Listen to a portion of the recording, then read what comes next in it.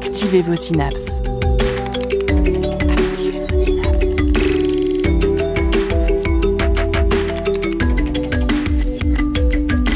Poussez la porte du Labo des Savoirs et entrez dans un monde de science et d'expérience. C'est le Labo des Savoirs. Nous connaissons le microbiote de nos intestins, mais beaucoup moins celui de nos océans. Le microbiome, ce grand inconnu, vit partout autour de nous et il est lui aussi un rouage de la bonne santé de notre monde. Mais nous le savons, notre planète a de la fièvre et ces maladies chroniques, pollution, réchauffement climatique, disparition de la biodiversité, touchent aussi les populations microbiennes. Quel est le rôle véritable du microbiote marin dans l'équilibre des océans? Comment les scientifiques font-ils pour étudier une masse grouillante invisible à l'œil nu? Restez à l'écoute pour avoir les réponses.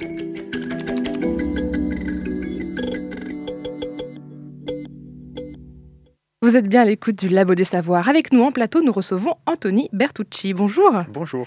Vous êtes chercheur en biologie moléculaire et en écotoxicologie à l'Ifremer de Nantes. Votre spécialité, c'est le microbiome. On va en parler, mais avant, vous êtes porteur de la première chaire bleue Ifremer sur le thème contaminants, mer et santé. Alors, si j'ai bien compris, ça veut dire que pendant 5 ans, vous allez pouvoir explorer cette thématique de façon transversale en lien avec les 6 différentes unités de l'Ifremer de Nantes. C'est bien ça? C'est ça. Donc la chaire bleue, c'est un dispositif voulu par la direction scientifique de l'Ifremer afin de favoriser des projets un peu innovants sur des thématiques émergentes. Donc pour cette première chaire bleue, donc comme vous l'avez dit, qui porte sur le thème contaminants, mer et santé, le moyen de faire le lien entre les équipes Ifremer à Nantes, c'est cette thématique microbiome, puisqu'on a des collègues qui travaillent sur le microbiome plutôt dans sa composante pathogène, que ce soit pour l'homme ou pour les organismes marins. On a des collègues qui travaillent aussi sur le microbiome associé aux microalgues, toxiques ou pas, et on a des collègues qui travaillent sur la pollution chimique. Donc tout ça peut aller sur le même centre d'études, le microbiome en lui-même. On peut utiliser le microbiome pour faire le lien entre toutes ces thématiques. On va en parler, on entendra aussi Marie Hilary pour une chronique sous-marine en deuxième partie d'émission.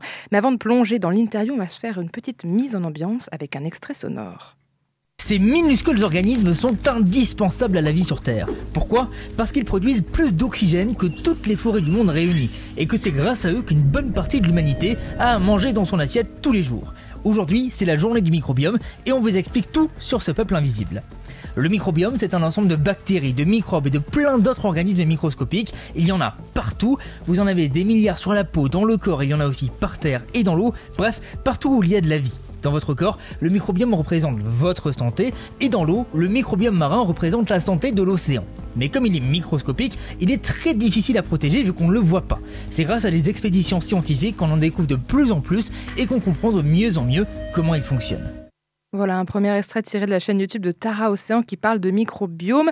Alors, on en a entendu beaucoup parler ces dernières années, notamment du microbiote intestinal, cet ensemble de micro-organismes qui peuplent nos intestins et influenceraient fortement notre santé.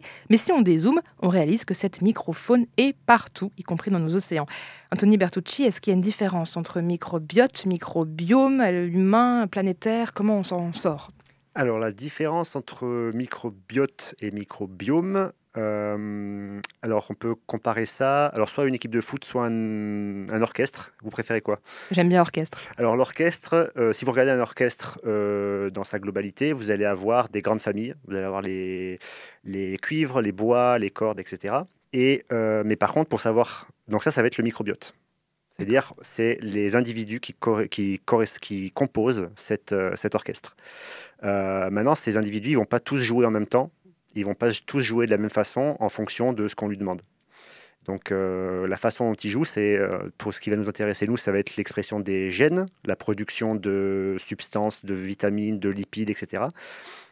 Et donc, tout ça placé dans un environnement, les interactions entre les différents composants de cet orchestre, ça, c'est le microbiome. Donc, en résumé, le microbiote, c'est les individus, et le microbiome, c'est toutes les interactions et tout le fonctionnement de cet orchestre. Alors là, on parle d'un orchestre, c'est très visuel, mais en réalité, le microbiome et les microbiotes qu'il compose sont tout petits, invisibles à l'œil nu. Comment on fait pour étudier quelque chose qu'on ne peut pas voir?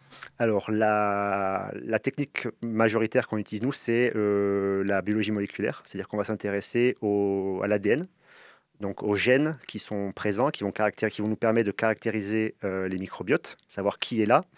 et comment ces gènes sont exprimés, c'est-à-dire comment ils fonctionnent et comment le microbiote va interagir avec son voisin ou avec son espèce hôte. Donc c'est vraiment très petit.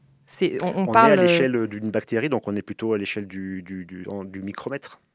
Est-ce qu'il y a une limite de taille à ce qui appartient au microbiote et ce qui n'appartient plus? Alors, il n'y a pas vraiment de limite de taille, puisque dans tous les organismes symbiotiques, on va avoir donc des bactéries, on va avoir encore plus petits, on va avoir des virus, mais au-dessus, on va aussi avoir des petits eucaryotes, des petits ciliés, des petits vers, des algues. Donc tout dépend de l'échelle à laquelle on regarde, mais on reste quand même dans le millimètre, voire en dessous du millimètre. Donc, si vous voulez étudier le microbiome de l'océan, vous allez prendre, imaginons, pour faire une image qui parle, on prend une grande tasse, on voit ce qu'il y a dedans, et tout ce qui est en dessous d'un certain micromètre, c'est du microbiome. Alors, c'est pas si imagé que ça, puisque c'est littéralement ce qu'on fait. En fait, on va prendre une grande quantité d'eau qu'on va filtrer, et on va regarder ce qui reste sur le filtre. Donc, en fait, on a des filtres à différents maillages. Un des plus petits filtres, ça va être du 0,22 micromètre, donc 200 nanomètres. Donc on peut garder tout ce qui est au-dessus de cette taille-là et le considérer comme du microbiome. On a entendu en début d'émission un extrait de Tara Océan, la fondation qui explore l'océan depuis à peu près 2003 pour une meilleure connaissance scientifique de ce milieu. Il y a une mission spéciale microbiome qui avait été lancée il y a quelques années. Est-ce que l'Ifremer a pu profiter des prélèvements qui ont été faits à cette occasion? Alors, Ifremer est partenaire de plusieurs missions Tara. En ce qui concerne cette mission, alors je ne sais pas du tout comment l'Ifremer est impliqué dans cette mission particulièrement. En tout cas, dans la dernière mission en date, qui ne devrait pas tarder à se finir, qui s'appelle Tara Europa, l'Ifremer est impliqué. Donc, dans cette mission, Tara suit les côtes européennes et va s'intéresser aux pollutions chimiques et à l'impact sur la diversité microbienne dans l'environnement. On va parler de pollution chimique en deuxième partie de cette interview. Pour rester sur quelque chose de très imagé, on est sur le bateau de Tara. Et à ce moment-là, qu'est-ce qui se passe? Il y a des espèces d'énormes bidons d'eau qui sont entreposés jusqu'à être rapportés dans les laboratoires? L'avantage sur Tara, c'est qu'il y a une petite partie laboratoire. Donc cette eau, elle peut être filtrée directement sur le bateau. Donc ça réduit beaucoup les volumes. Donc une fois que vous avez filtré 50 litres d'eau, vous gardez simplement le filtre qui est une petite membrane sphérique. Ronde, et puis vous stockez ça au frigo et en attendant de le ramener au laboratoire. Et c'est sur cette petite membrane qui a coincé ce que vous voulez étudier. Et là, c'est là où le séquençage ADN rentre en jeu? C'est ça. Donc le séquençage ADN, c'est vraiment ce qui a donné un coup de fouet à l'étude du microbiome. Donc on y avait du séquençage avant, mais c'est des techniques assez longues, assez coûteuses. Et vers 2007-2010, on a vraiment eu un changement de technologie et une baisse drastique des prix, qui a fait que ça a facilité l'usage de l'ADN, du séquençage ADN. Et si on regarde le nombre de papiers scientifiques publiés sur le microbiome, on a vraiment un décollage à partir des années 2010. Alors comment on fait avec ce petit filtre sphérique dont on parlait tout à l'heure? On le met dans une machine et après on a tout l'ADN qu'il y a dedans? Alors avant de passer en machine, on va extraire l'ADN, donc on va éclater les cellules, on va solubiliser l'ADN, on va le purifier. Et cet ADN, ensuite, on va amplifier un tout petit bout de cet ADN par PCR. On a beaucoup entendu parler de la PCR avec le Covid dernièrement. Donc, en fait, on va amplifier cette petite région qui va nous permettre, en fait, en fonction des variations de séquences de régions, donc le nombre de A, de T, de G et de C. Qui sont les lettres qui composent l'ADN. Qui sont les 4 bases de l'ADN. Les variations vont nous permettre d'identifier toutes les familles de bactéries et nous donner l'abondance de chacune par rapport aux autres. Donc vous avez après un graphique, c'est ça, visuel, on a un liste des barres. Donc on a une grande barre qui est divisée en différents segments, et chaque segment c'est une famille de bactéries. Donc on peut voir si d'une condition à une autre, d'un site à un autre, est-ce que des familles sont plus ou moins présentes par rapport à d'autres. Voilà, oui, si on reprend notre fameuse image de Tara Océan qui est sur son bateau, qui va prélever de l'eau pour analyser le microbiote, on peut donc voir à chaque fois après cette analyse de séquençage ADN qui est présent où, quel type de microbes, virus. D'ailleurs, il y a quoi dans un microbiote? Des microbes, des virus, des bactéries? Il y a un peu tout. Il y a un peu tout ça. Alors, à l'heure actuelle, l'étude des microbiomes, c'est essentiellement les bactéries. Bactéries et archées. Parce que jusqu'à maintenant, on a négligé en particulier les virus. Donc, ces virus, ils sont en train de prendre beaucoup d'importance dans la communauté scientifique. On se rend compte qu'ils ont un rôle à jouer en particulier parce qu'ils peuvent réguler la population. Ils interagissent avec les bactéries et ils peuvent réguler la population de certaines bactéries. Alors, on va donner quelques chiffres pour nos auditeurs et auditrices pour qu'ils se rendent compte un petit peu de la taille et de la diversité de ce dont on parle quand on évoque le microbiome, microbiote. Alors, si on revient à l'homme, et là, je cite ce que vous avez marqué dans votre article de The Conversation, qui est disponible donc sur le site, qui est assez passionnant. On estime que c'est chez un sujet masculin de 1,70 m et de 70 kg, on retrouve 39 000 milliards de bactéries, majoritairement donc dans l'intestin. Ce chiffre est très proche des 30 000 milliards de cellules humaines. Et donc il y en a plus, ça fait 13 bactéries pour 10 cellules humaines chez l'homme. C'est complètement fou, ça veut dire que là, en moi, il y a plus de choses qui ne sont pas de moi? Oui, on est un peu moins de la moitié humain si on réfléchit comme ça. Oui. Je trouve ça génial. Donc notre microbiome pèse environ 200 grammes, donc c'est plus qu'un rein, ou que notre cœur, qui est à 330 grammes à peu près. Et donc contrairement à nos organes humains qui sont formés de cellules avec le même matériel génétique, le microbiome contient plusieurs milliers d'espèces, donc près de 10 millions de gènes en plus. Oui. Donc là, dans mon corps, il y a des gènes qui ne sont pas les miens, qui font partie de ces bactéries, qui sont en majorité par rapport à mes cellules. Oui. Et ça fait un peu peur, on a l'impression que je ne suis pas tout à fait moi. Alors, on n'est pas. Alors, c'est vrai que le fait d'intégrer le microbiome à notre physiologie, ça a été une véritable révolution en biologie, puisque c'est un véritable organe que jusqu'à maintenant on n'a pas considéré. Et un organe qui est pas là comme simple passager. C'est vraiment cette communauté bactérienne, elle a vraiment un rôle à jouer dans notre physiologie et dans notre capacité à faire face aux conditions environnementales. Alors si on revient à l'océan, qui n'est pas moi, qui est vraiment une surface d'eau immense, est-ce que ce microbiome flotte dans l'océan, dans l'eau, ou est-ce qu'il est logé dans des espèces marines? Comment ça se passe? Alors la réponse simple quand on parle du microbiome, c'est de dire que c'est partout. Donc il y a des microbes qui sont libres dans la colonne d'eau. Si vous prenez une goutte d'eau de mer, on a à peu près 1 million de microbes dedans. Ces microbes dans la mer, c'est à peu près 70% de la biomasse totale du vivant en mer.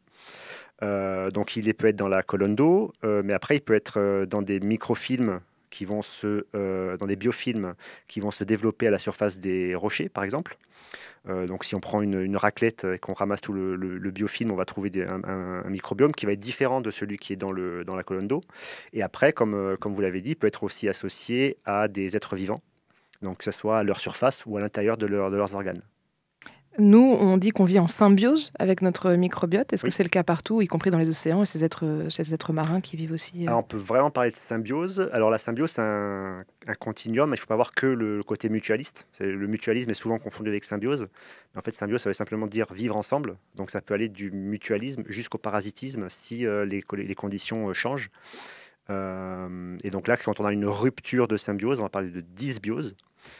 Et là, les relations et les fonctions du microbiome peuvent devenir néfastes à l'hôte.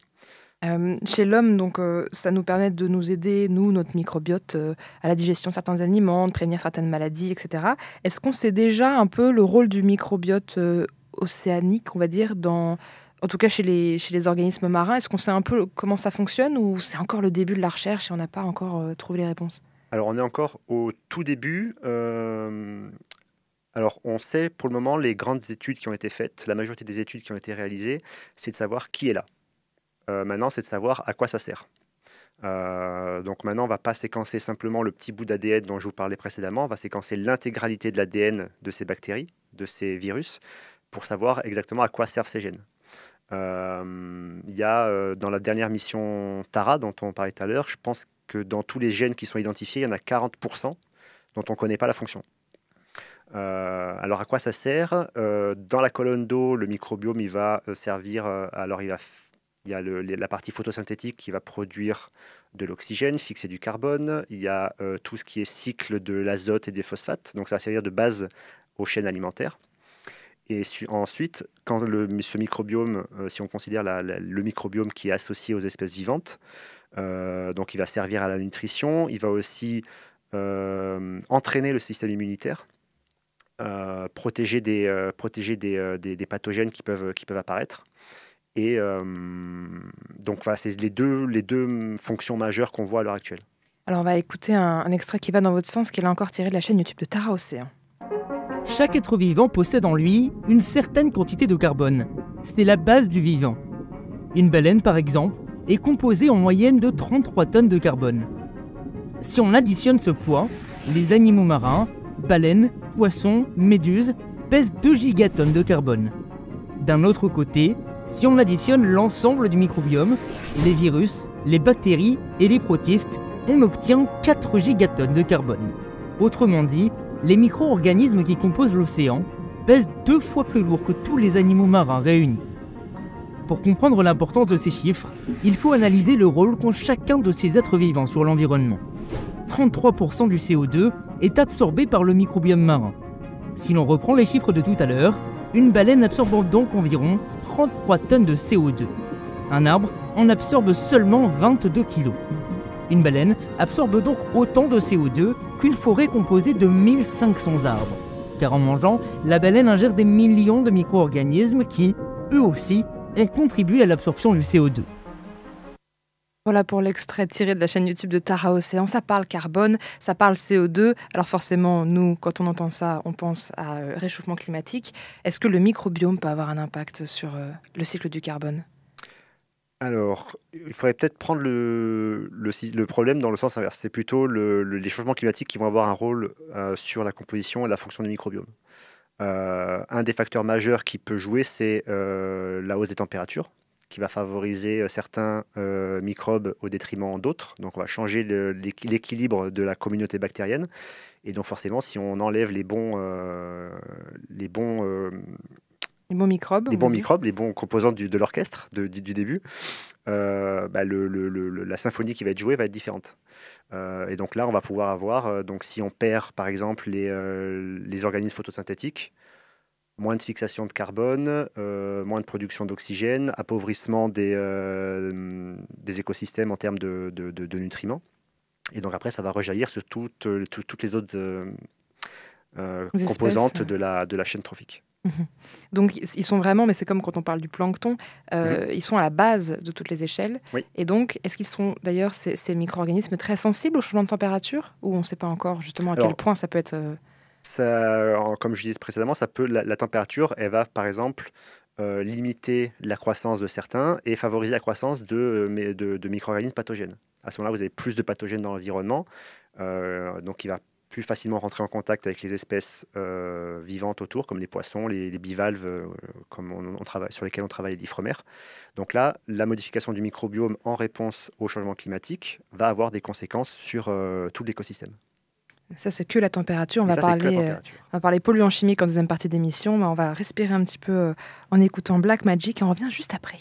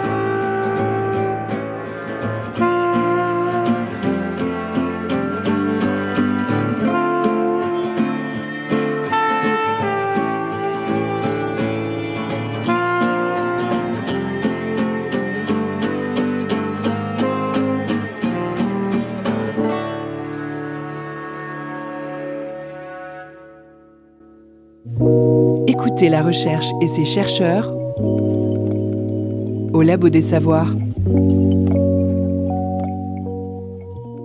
Nous sommes de retour en plateau avec Anthony Bertucci, chercheur à l'Ifremer de Nantes et porteur de la première chaire bleue Ifremer à Nantes sur le thème contaminants, mer et santé. Nous savons désormais ce que c'est que le microbiote et le microbiome de l'océan dans sa globalité. Parlons un petit peu des menaces auxquelles il fait face. On a déjà abordé la menace de la température qui monte et qui pourrait multiplier les agents pathogènes. Parlons désormais de pollution chimique. Dans une étude que vous avez publiée en février 2023, vous avez introduit un nouveau mot qui est semblable en français et en anglais, c'est plutôt pratique, qui va être au cœur de notre deuxième partie, c'est la symbiotoxicité. Est-ce que vous pouvez expliquer ce que ça veut dire ? Oui, alors en écotoxicologie, donc, qui est la science qui s'intéresse à l'impact des polluants sur les organismes vivants, on utilise différents concepts en fonction du mode d'action et des cibles des polluants. Alors on a très certainement déjà entendu parler de neurotoxicité, quand le contaminant va s'attaquer au système nerveux. On a sûrement entendu déjà parler d'hépatotoxicité, parce que le foie est capable de stocker, de dégrader pas mal de polluants. On a la reprotoxicité, donc tout ce qui est impact sur la reproduction. On a tout ce qui est perturbateur endocrinien. Et donc si on considère que le microbiome, c'est un organe à part entière, on peut imaginer que c'est aussi une voie d'entrée et une cible de certains polluants qui, au final, va impacter la santé de l'organisme hôte. Donc c'est pour ça qu'on a introduit ce concept de symbiotoxicité, c'est-à-dire la capacité d'un polluant à impacter un être vivant indirectement via son microbiome. Donc si moi, mon microbiote est impacté par un polluant, il va y avoir des conséquences sur moi par le biais de mon microbiote. C'est la voie d'entrée, on va dire. C'est ça. Alors il y a plusieurs possibilités. Soit votre microbiote est complètement insensible aux polluants, et le polluant va rentrer par exemple via l'intestin, et produire le même effet que d'habitude. Ce polluant, il peut détruire une partie de votre microbiote. Donc là, l'impact, ça va être le fait que votre microbiote est déstabilisé. Autre possibilité, ce contaminant, il peut rentrer dans certaines bactéries, et ces bactéries, elles peuvent modifier le polluant, le rendre moins toxique dans le meilleur des cas, mais aussi le rendre plus toxique en le modifiant. Et là, vous allez démultiplier l'effet des polluants sur l'organisme. Alors on va en parler en détail de ça parce que c'est terrifiant et c'est important d'en parler. Mais petit rappel avant sur la pollution chimique qui est reliée donc à cette toxicologie. En 2009, une équipe internationale de 26 chercheurs ont établi 9 limites planétaires. Je suis sûre que vous en avez déjà entendu parler. Des limites à ne pas dépasser pour que l'écosystème planétaire puisse continuer de se développer durablement. Bon, parmi ces 9 limites, plusieurs concernent la pollution chimique, plusieurs sont hélas déjà dépassées. On peut citer la perturbation des cycles bio-géochimiques de l'azote et du phosphore, qui a été dépassée en 2009, l'acidification des océans, qui est la limite de l'augmentation des aérosols dans l'atmosphère, qui n'est pas encore quantifiable, et l'introduction d'entités nouvelles dans la biosphère, qui a été dépassée en 2015 et qui est désormais largement au-dessus de la limite. Donc les océans et le monde marin sont une des premières victimes de cette pollution insidieuse qui ne se voit pas forcément. Pour l'étudier, il existe notamment le réseau ROCH, ou ROC, je ne sais pas comment ça se prononce, pour le réseau d'observation de la contamination chimique du littoral. On en a déjà parlé dans l'émission Les Moules, Sentinelles de la mer. Allez la réécouter en podcast. En tout cas, est-ce que vous utilisez ce réseau-là, ce fameux réseau d'observation à travers les bivalves, pour essayer de quantifier la pollution chimique qui existe sur nos côtes et leur impact sur le microbiote ? Alors oui, le réseau ROC est complètement intégré aux recherches qu'on mène sur le microbiome, puisque donc c'est depuis les années 70. On a tous les ans des prélèvements sur beaucoup de sites du littoral français qui nous permettent de savoir s'il y a des polluants qui apparaissent, qui diminuent. Ça nous permet de savoir sur quel site on va aller préférentiellement échantillonner nos huîtres ou nos moules en fonction du modèle d'étude. Mais oui, on se sert de ça pour savoir quels sont les polluants présents dans le milieu et après faire le lien avec la composition du microbiome de nos espèces d'études. Est-ce que vous avez aussi des espèces en laboratoire ? On a aussi des espèces qu'on maintient au laboratoire, alors majoritairement des huîtres creuses, des huîtres plates, certaines moules, voilà. Et qu'est-ce que vous leur faites à ces huîtres en labo ? Alors, ça dépend du thème de recherche. Moi, en l'occurrence, ce qu'on compte faire là dans les prochaines années, c'est de voir comment le microbiome d'huîtres va évoluer en fonction des polluants auxquels elles vont être exposées. Donc on va cibler certains pesticides qu'on va retrouver dans les zones de conquiliculture pour savoir quels impacts ça peut avoir sur les activités économiques et sur la préservation de l'huître dans la région. Quand on avait préparé cette émission par téléphone, vous m'aviez parlé d'un cocktail de 18 pesticides à mettre dans ces bassins avec ces huîtres. C'est fort, 18 pesticides, vous y allez pas de main morte? Alors, ce cocktail, c'est une liste de pesticides qui a été établie par des chercheurs de l'Ifremer à Nantes. C'est en fait basé sur la littérature. C'est les 18 pesticides qu'on retrouve le plus souvent dans les zones de conquiliculture en France au moment de la reproduction des huîtres. Donc, c'est un cocktail qu'on va pouvoir utiliser dans d'autres expériences pour essayer de mimer, d'avoir quelque chose de réaliste environnementalement auquel les huîtres font face régulièrement. Alors tout à l'heure, vous avez dit que le microbiote de ces huîtres, ou en tout cas d'animaux marins, peuvent soit détoxifier les polluants, soit les rendre encore plus toxiques. Est-ce que vous pouvez m'expliquer ce principe? Alors, les bactéries, comme tout être vivant, ont une activité vivante, enfin une activité enzymatique, et elles sont capables de réaliser des réactions de dégradation, comme nous quand on digère. Et quand elles vont être exposées à des polluants, certaines de ces capacités physiologiques vont leur permettre de modifier les polluants, de les dégrader. Mais quand on dégrade un polluant, des fois, on va former des molécules différentes, mais qui sont tout aussi toxiques, voire plus toxiques. Ou alors elles vont le modifier en greffant des chaînes carbonées dessus. Le meilleur exemple, c'est par exemple le mercure, où en fait le mercure inorganique, le métal, ne va avoir que très peu d'effet parce qu'il n'est pas capable de rentrer dans les cellules et d'interagir avec les composantes de la cellule. Par contre, quand ce mercure il est modifié par certaines bactéries, en lui greffant un petit groupement méthyle dessus, on va parler de méthylmercure. Et ce méthylmercure, il est très facilement intégré dans les membranes des cellules, dans les mitochondries, et là, c'est un effet toxique beaucoup plus important. Donc si je résume, l'huître dans son milieu naturel, s'il y a du mercure dans l'eau, ça ne rentre pas dans ses cellules à elle. Par contre, le microbiote de l'huître, les bactéries qui sont dedans, elles, intègrent le mercure, et non seulement elles l'intègrent, mais elles le transforment, elles lui rajoutent un petit chapeau méthyle là, et là, ce méthylmercure peut rentrer dans les cellules de l'huître qui à la base étaient protégées, c'est ça? Alors, la grosse étape de transformation du mercure en méthylmercure, c'est souvent dans le sédiment, dans un milieu anaérobie par des bactéries qui vivent sans oxygène. D'accord, donc c'est pas le microbiote de l'huître. Alors on ne sait pas, peut-être. Ça, on le découvrira peut-être dans les prochaines années en étudiant les fonctions du microbiote. Mais en tout cas, la plus grosse source de méthylmercure, c'est souvent dans le sédiment qu'on va la trouver. Donc les bactéries qui vivent dans le sable, on va dire. Voilà, dans la vase, dans les zones de marée, par exemple.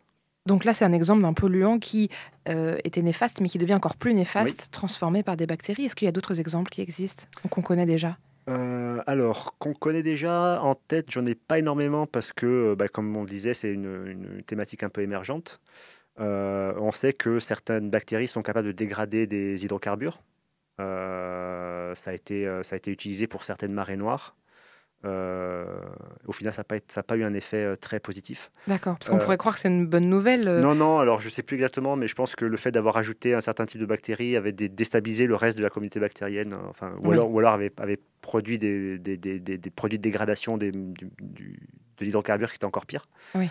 Mais en tout cas, voilà, il y a certaines bactéries qui ont des capacités de détruire certains polluants, l'hydrocarbure. Maintenant, on parle beaucoup des PFAS, des polluants éternels. Oui, les substances perfluoroalkylées Oui. ou polyfluoroalkylées. Voilà, j'avais noté, mais c'est les PFAS, donc les polluants éternels qui restent.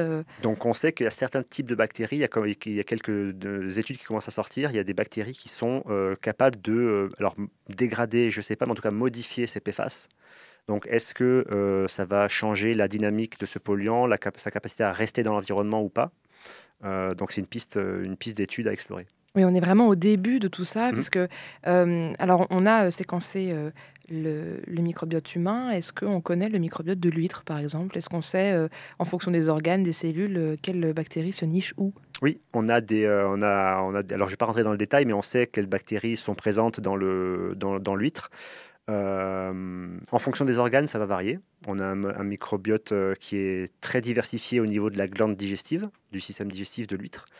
Un peu moins diversifié au niveau des branchies ou du manteau, puisque c'est des niches qui sont beaucoup plus en contact avec le milieu marin. Alors que la glande digestive, comme nous, notre intestin, est un peu plus protégé, c'est un milieu à part entière, et donc là, on a une plus grande diversité bactérienne. Est-ce que nous, si on mange des huîtres, on récupère le microbiote de l'huître? Alors, s'il y a des composantes en commun, oui, il y a des chances que, il y a pas de raison que les composantes de l'huître soient complètement éliminés. La possibilité, c'est de récupérer des pathogènes. C'est ce que j'allais dire. Deuxième question, est-ce que si l'huître a chopé des polluants, on récupère les polluants? Alors ça, oui, même sans microbiote, de par son mode de vie, l'huître va filtrer une très grande quantité d'eau pendant la journée, plusieurs dizaines de litres. Et quand elle fait ça, s'il y a des polluants dans l'eau de mer, elle va garder les polluants et les concentrer dans ses tissus. Donc ça, c'est par la mode de vie de l'huître de base, mais du coup, est-ce qu'avec vous avez parlé de pathogènes, donc s'il y a des pathogènes dans le microbiote de l'huître, on peut aussi les récupérer? Oui, et des pathogènes dans l'environnement, puisqu'en filtrant l'eau de mer, l'huître va également acquérir des pathogènes qui traînent dans l'eau de mer. Et donc c'est un des liens qu'on peut faire avec le changement climatique, c'est que s'il y a plus de pathogènes dans l'eau de mer, les organismes filtreurs et les organismes marins en général vont être plus exposés à ces pathogènes. Et si on consomme ces organismes, ça va avoir un impact sur la santé humaine. Donc dans ce cas-là, on a vraiment un lien entre santé des écosystèmes, santé des organismes marins et santé de l'homme. C'est on regroupe ça sous le terme de One Health. Donc c'est la santé globale qui est maintenant de plus en plus intégrée aux recherches de l'Ifremer. C'est ce que j'allais dire. Est-ce que c'est ça aussi pour ça qu'il existe cette fameuse chaire bleue dont vous êtes le premier représentant à l'Ifremer de Nantes? C'est pour essayer de travailler sur cette One Health, cette santé unique avec tous les différentes unités pour partir sur vraiment tous les domaines possibles scientifiques pour regrouper un peu les connaissances là-dessus? Ouais, c'est ça, et de faire le lien entre les différentes thématiques et de pas travailler en silo et de montrer que les recherches qu'on mène, elles ne sont pas cloisonnées équipe par équipe. Donc on a, nous, dans l'unité dans laquelle je travaille, une expertise en contamination chimique qui va intéresser, par exemple, les gens qui travaillent évidemment sur l'huître, mais aussi sur les microalgues toxiques. Donc est-ce que les polluants vont favoriser la présence de microalgues toxiques? Cette production de toxines, elle peut impacter les poissons qu'on va consommer, mais également les baigneurs, les vacanciers sur certaines plages. Donc voilà, là encore, on a vraiment un lien entre les différentes composantes de l'Ifremer. On a également des collègues qui vont travailler sur la présence de pathogènes pour l'homme dans les huîtres et dans les produits de la mer. Cette chaire a commencé en 2022 et va jusqu'en 2027. Qu'est-ce que vous avez déjà découvert grâce à cette mise en commun des connaissances et qu'est-ce que vous espérez découvrir? Alors, c'est encore un peu tôt pour parler de découverte ou de résultats majeurs, hein, puisque cette première année, elle a surtout servi à mettre en place les collaborations. En tout cas, ce qu'on a pu découvrir, c'est que justement, le microbiome faisait bien le lien entre ces différentes études, et entre ces différentes équipes. Et donc, on a de bonnes chances de trouver des liens en commun et des façons de travailler tous ensemble. On va parler de cette façon de bosser ensemble et surtout d'une première étude que vous avez publiée sur les anguilles. Mais juste avant, on écoute Deux pieds dans le sable.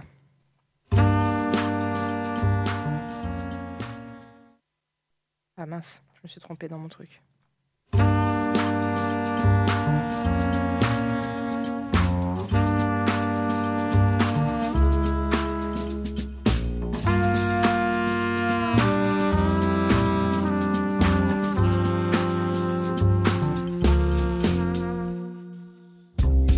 Ta tarse dans le sable, mets ton torse dans les vaguelettes.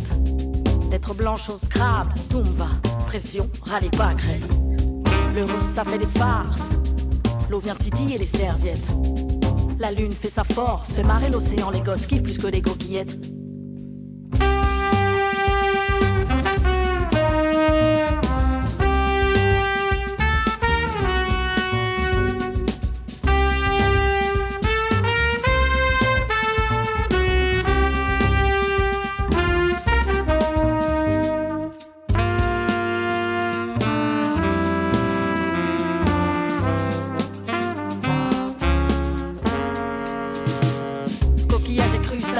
est mieux à la plage que dans le bus d'assez. En décubitus placé, sans scrupule, d'habitude je déguste assez la ville, ça fait mal comme un cubitus cassé. Frisbee dans les dents de la mer, biscuit trempé dans la crème solaire.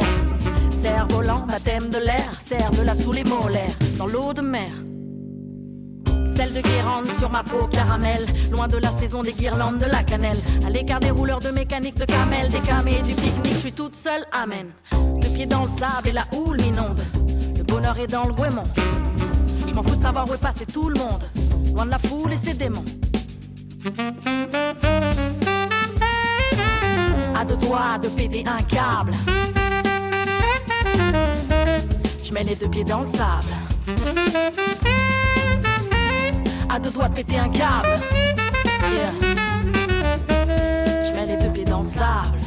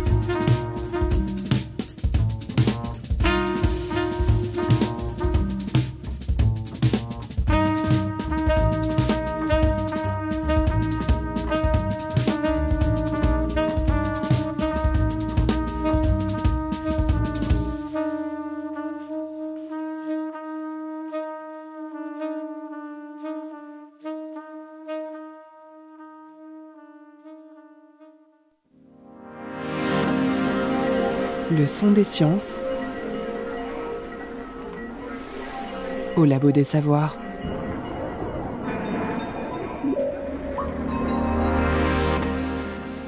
C'était Deux pieds dans le sable de François Poitou et Pumpkin. Nous sommes de retour en plateau avec Anthony Bertucci, chercheur à l'Ifremer de Nantes.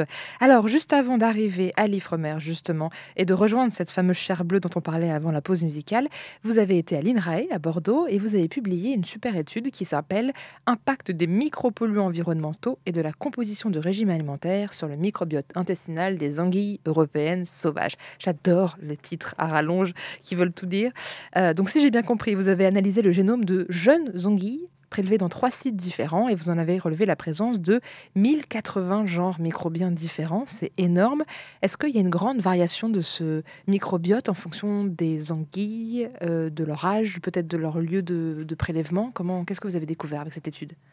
Alors, dans cette étude, effectivement, on a regardé le microbiome intestinal d'anguilles jeunes, donc à peu près tout du même âge, mais prélevé sur 3 sites du littoral aquitain. Donc on avait un site à la sortie du lac de Lacanau, un site qui était relativement propre, un site sur le canal des étangs, qui rejoint le bassin d'Arcachon avec une pollution essentiellement métallique, et un site dans l'estuaire de la Gironde où là on avait une grosse pollution organique avec des pesticides, des hydrocarbures, etc.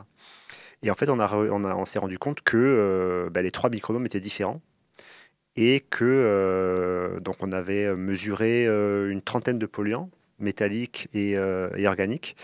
Et on peut réduire tout ça à une douzaine de polluants qui vont avoir la capacité de moduler ce microbiome. On peut établir des corrélations entre la présence et le niveau de certains polluants avec les types microbiens qu'on va retrouver dans l'intestin des anguilles.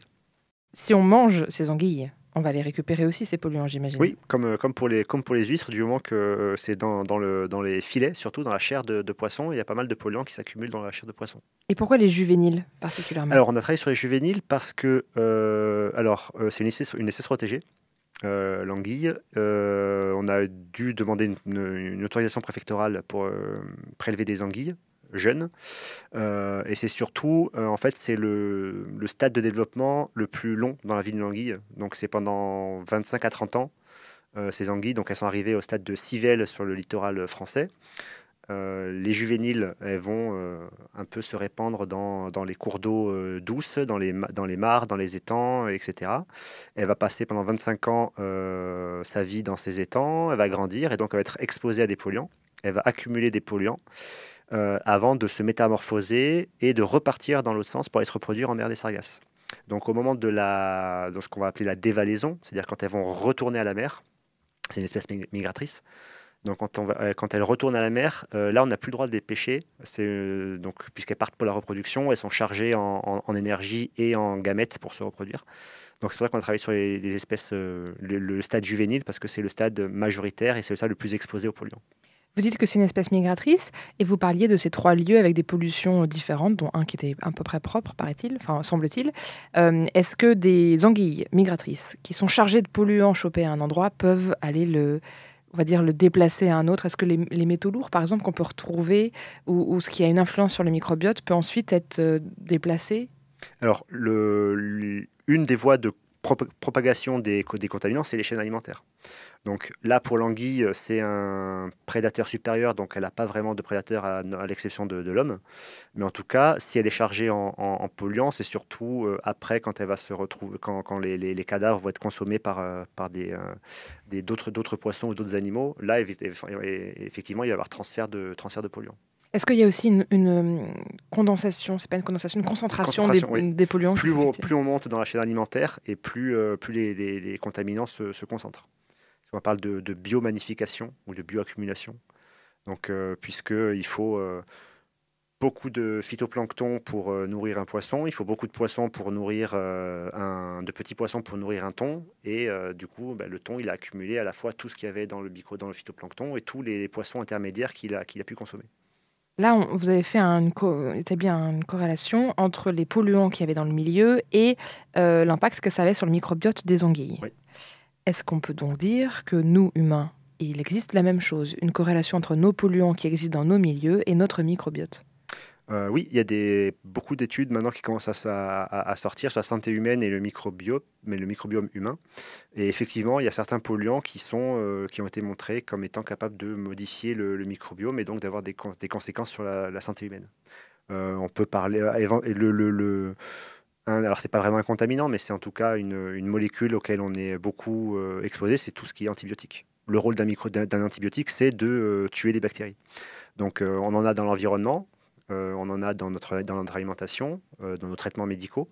Et donc, c'est une des molécules, des familles de molécules qui, de par son mode d'action, va avoir le plus grand impact sur le microbiome. Oui, antibiotique, la vie, c'est contre la vie, en tout cas contre les microbes, donc ça en supprime un grand nombre, y compris ceux qu'on a dans l'intestin. On a parlé donc de cette recherche du microbiome qui est toute récente tout au long de cette émission. On voit qu'il y a plein de choses qu'on apprend et plein de choses qui restent à découvrir. Vous, c'est quoi vos espoirs pour les prochaines années, jusqu'à la fin de votre chaire bleue de l'Ifremer, par exemple, 2027? Qu'est-ce que vous espérez avoir compris, découvert sur ce microbiome océanique?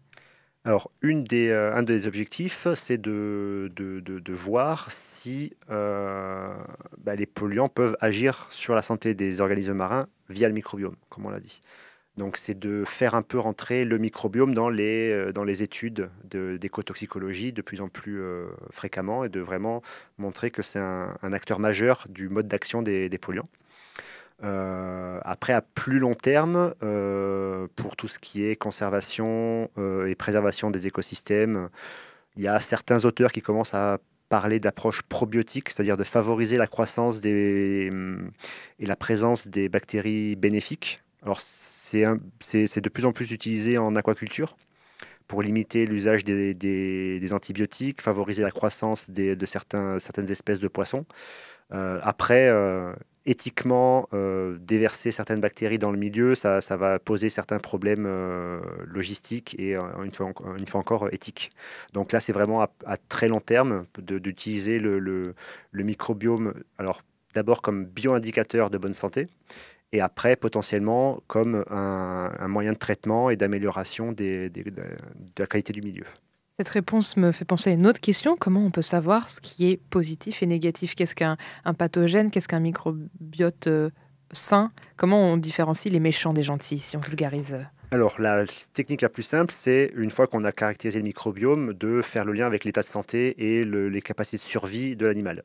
On va, par exemple, voir si le taux de survie de l'huître en fonction du microbiome qu'il contient est plus ou moins élevé.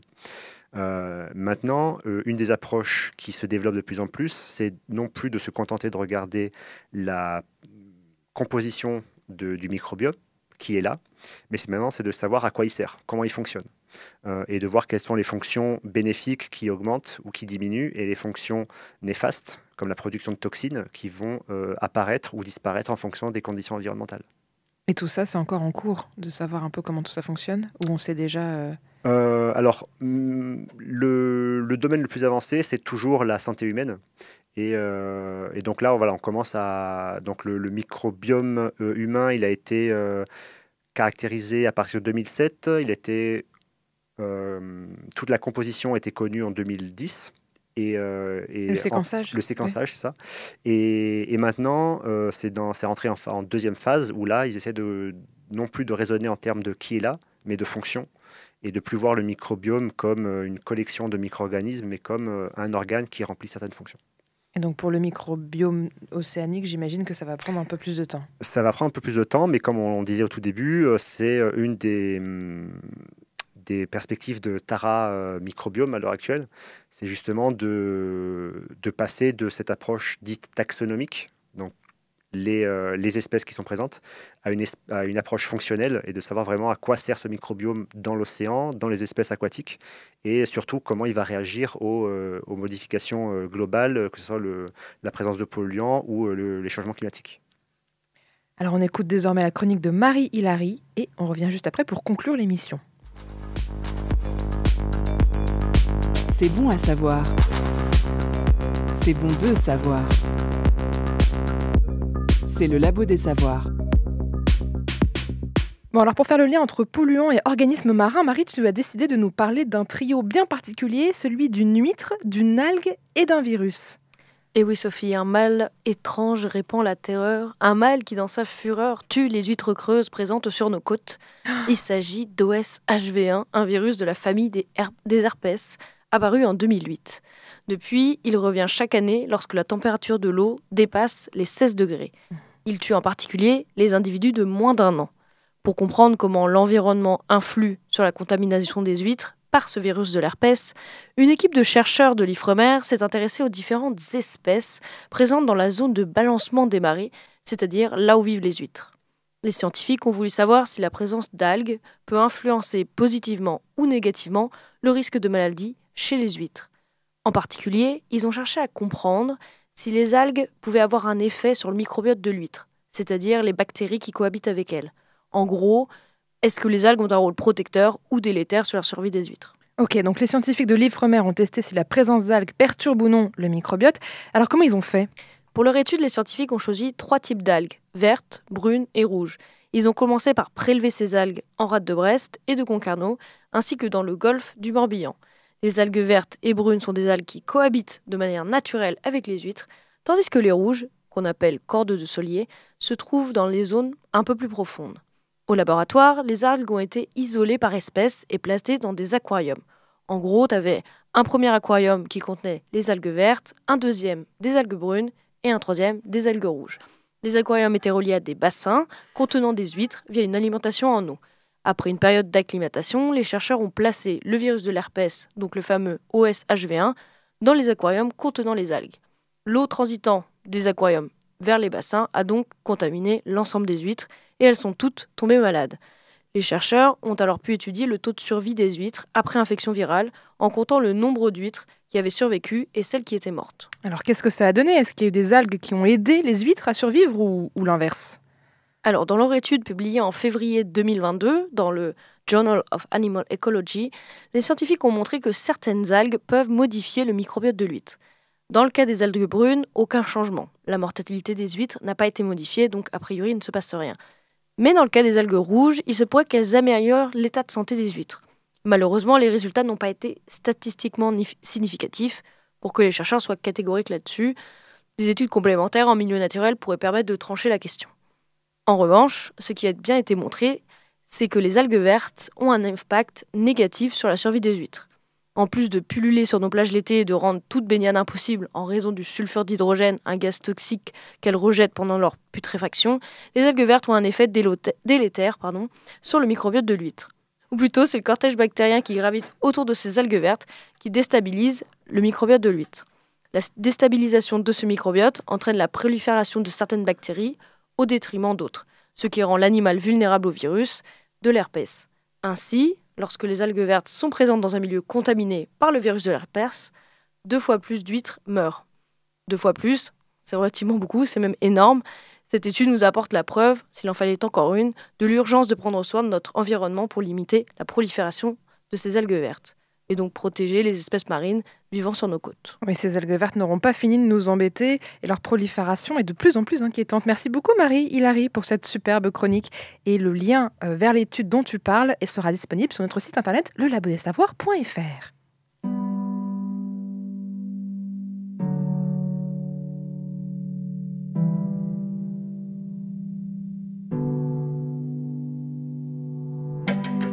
Merci à Anthony Bertucci, chercheur à l'Ifremer de Nantes, d'avoir accepté de répondre à nos questions sur le microbiome de l'océan.